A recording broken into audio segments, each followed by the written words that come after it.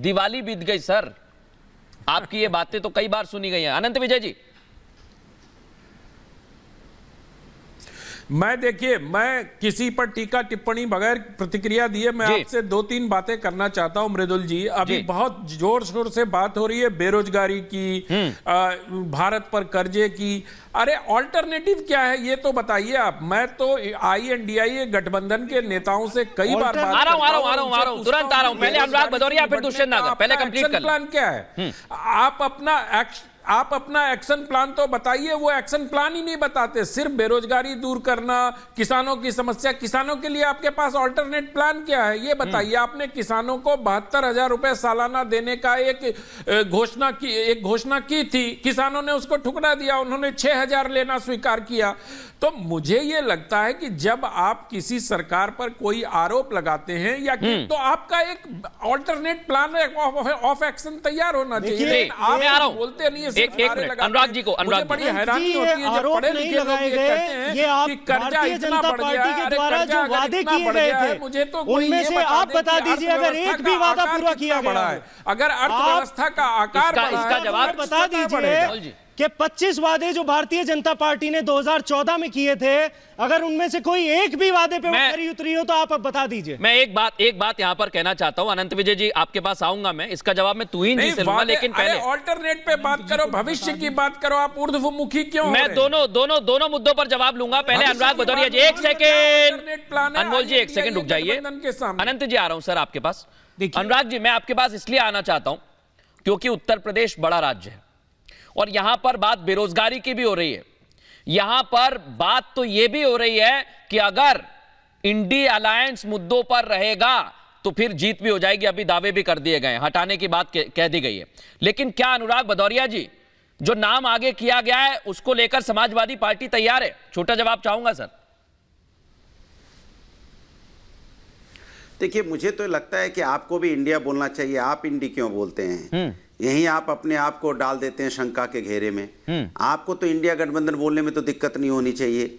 आप इंडी चिल्लाते हैं, इसलिए हमें थोड़ा सा शंका होती है कि भाई आपको तो कोई मजबूरी नहीं होनी चाहिए। बीजेपी के प्रवक्ता की मजबूरी मैं समझ सकता हूं। हम जब आपसे मुद्दों पे बात करते हैं कि भाई लोकतंत्र का गला घोटा जा रहा है, 146 सांसदों को निलंबित किया गया, तो आप हमारे सवाल को सुनते ही भाग जाते हो। दूसरी तरफ हम कहते हैं कि पार्लियामेंट में जनता की आवाज दबाई जा रही है, तो आप मेरी बात को सुन के दूसरी तरफ भागने लगते हो। हम कहते हैं अगर पार्लियामेंट में विपक्ष नहीं होगा, विपक्ष विहीन आप बिल पास कर रहे हो, तो ये अन्याय नहीं है? ये बाबा साहब की आत्मा को चोट नहीं पहुंचा रहे आप? उनके संविधान के अपमान नहीं हो रहा है? जब विपक्ष की आवाज ही नहीं होगी, विपक्ष तो जनता की आवाज होती है। मैं एक चीज यहाँ पर कहना चाहता हूँ अनुराग जी, आपने मुझ पे भी आपने सवाल पूछा है मुझसे, तो थोड़ा सा जवाब ले लेता हूँ, फिर आप कंटिन्यू करना।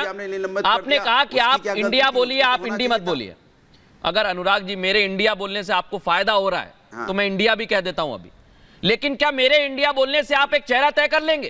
क्या मेरे इंडिया बोलने से सीट शेयरिंग हो जाएगी? क्या मेरे इंडिया बोलने से मेरे इंडिया बोलने से उपराष्ट्रपति का जो अपमान हुआ है उस पर माफी मांग लेंगे? बोल लीजिए, चलिए। अच्छा चलिए, इसी बात आज देखिए किस तरह की बात। संविधान पे पद पे बैठे व्यक्ति अगर ये बोले कि मैं इस जात से आता हूं, तो ये हिंदुस्तान के लिए ठीक नहीं है। ये भी ठीक नहीं है कि जब वो बोलते हैं कि मैं जाट समुदाय से आता हूं, तो किसानों का क्या था? किसान धरने पे बैठे थे, कितने किसानों की मौतें हुई थी, तब वो समुदाय याद नहीं आया?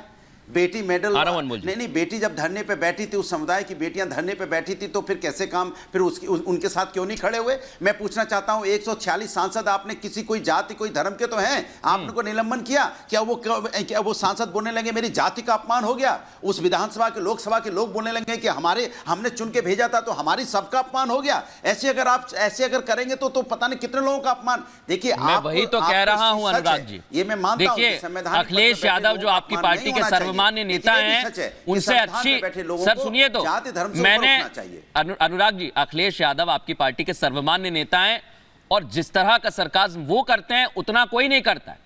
वो ऐसे पॉलिटिशियन हैं जो बड़ी बारीक से बारीक बात कह जाते हैं हंसते हुए।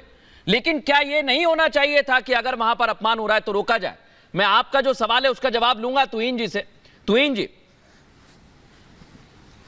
देखिए वो कह रहे हैं आप जाति का हथियार बना लें जी। उस सवाल से आप भाग रहे हैं। बात है राष्ट्रीय सुरक्षा। मैं पूछ रहा हूं ना अनुराग जी, वही जवाब दे रहे हैं। मैं कहां भाग रहा हूं? मैं तो यही हूं, अभी टाइम है बहुत। 5 मिनट से नहीं आ रहा हूं आपके पास तुरंत। 5 सेकंड का मामला है। जी जी, 5 सेकंड की बात देखिए है। दो तीन बात है बातें राष्ट्रीय सुरक्षा में दो तीन बातें जो हैं प्रमुखता से आई हैं विपक्ष ठीक है। के द्वारा पिछले 5 मिनटों में। मुझे सबका जवाब देने दीजिए जी बिल्कुल संक्षेप तुहिन में। जी, आपको देखिए, मैं ये समय जो दे रहा हूं, आरोप हम लेकिन पर लगते जल्दी हैं जल्दी कि ईडी हाँ